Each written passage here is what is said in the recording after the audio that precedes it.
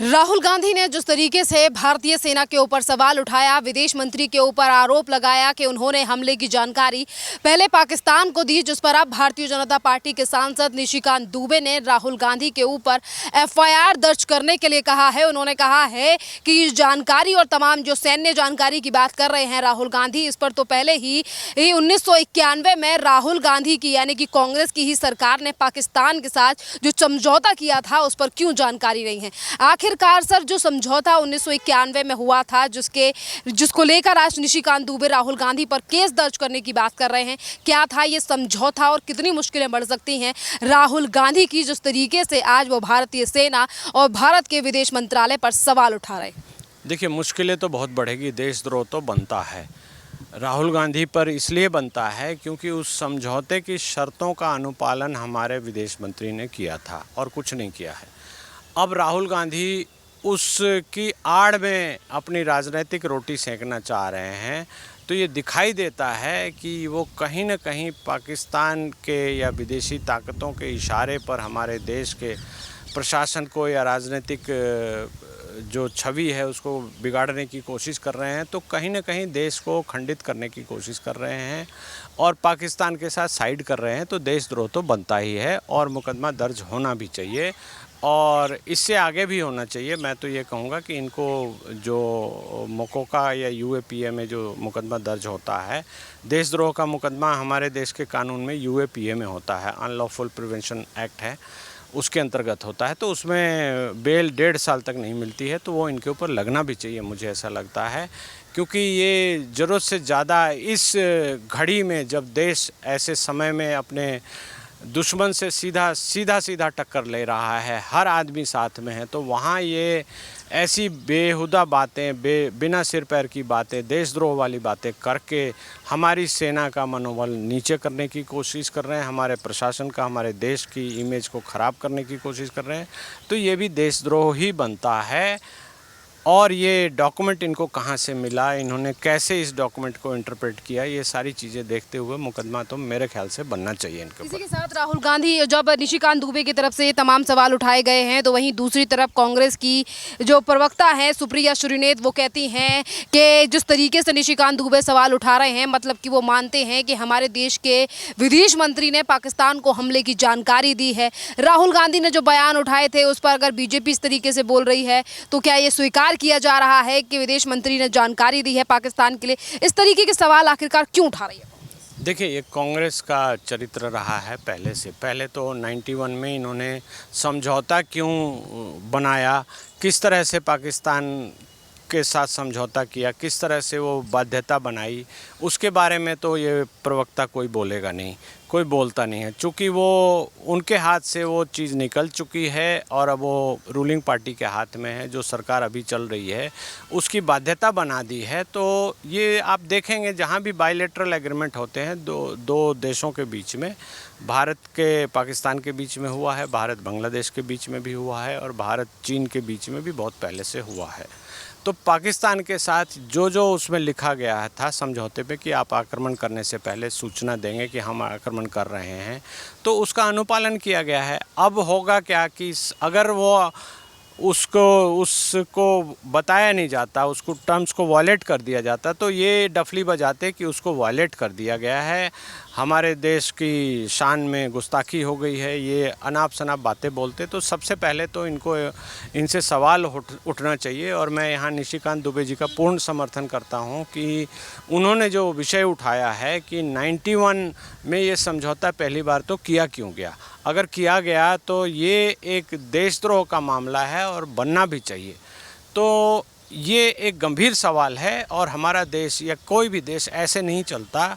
उसको बहुत सारी चीज़ें, बहुत सारे बायलैटरल एग्रीमेंट्स या यूनिलैटरल एग्रीमेंट्स या मल्टीलैटरल एग्रीमेंट्स, जैसा हम देख रहे हैं G20 के एग्रीमेंट हुए हैं, तो उस एग्रीमेंट के अंतर्गत हमको सभी देशों के साथ मिलकर और बहुत सारे agreements, terms and conditions negotiate होते हैं, उस पर हस्ताक्षर करना होता है और उसको फॉलो करना होता है। तो उस चीज़ को इन्होंने बायलैटरली पाकिस्तान के साथ कैसे कर लिया और कैसे उस चीज़ से भारत की संप्रभुता को कहीं ना कहीं नुकसान पहुंचा दिया।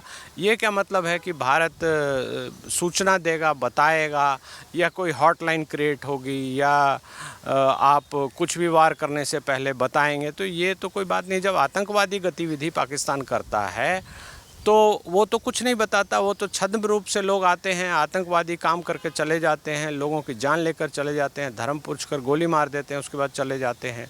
और भारत सरकार उस 1991 का जो समझौता है उसमें बाध्य है कि अगर हम कोई मिलिट्री ऑपरेशन कर रहे हैं तो हम बताएंगे।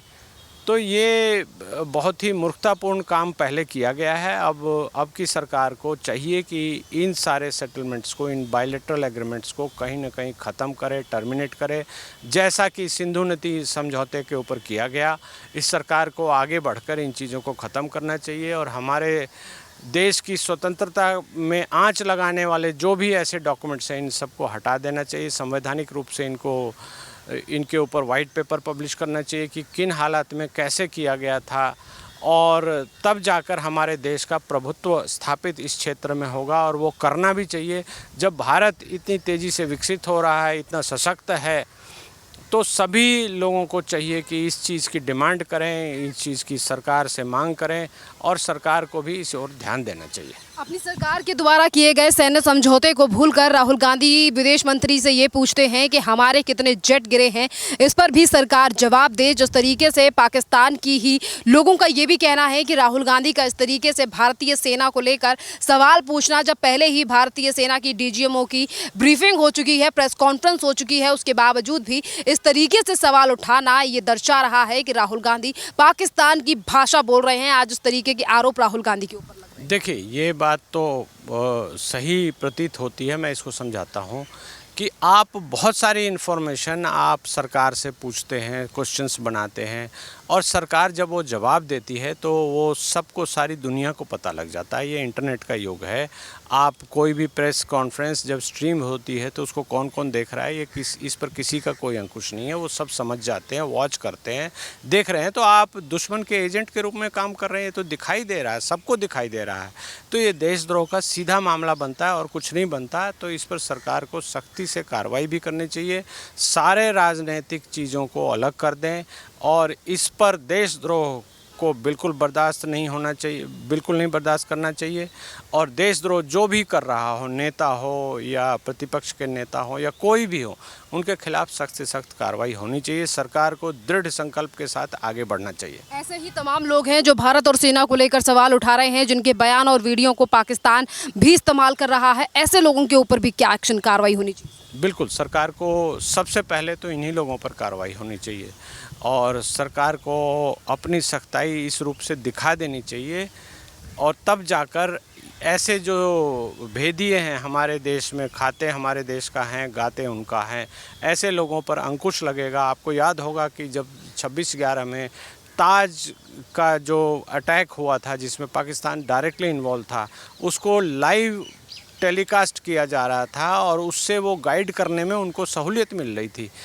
तो उन जो टीवी चैनल इसको कर रहा था, उनके लोगों को बाद में पद्मश्री और बहुत सारे अवार्ड भी दिए गए। तो आप समझ सकते हैं कि ये किस तरह से खेल होता है, किस तरह से देश का नुकसान पहुंचाया जाता है और किस तरह से ये घटिया हरकतें की जा रही है। तो इस पर रोक लगनी ही चाहिए।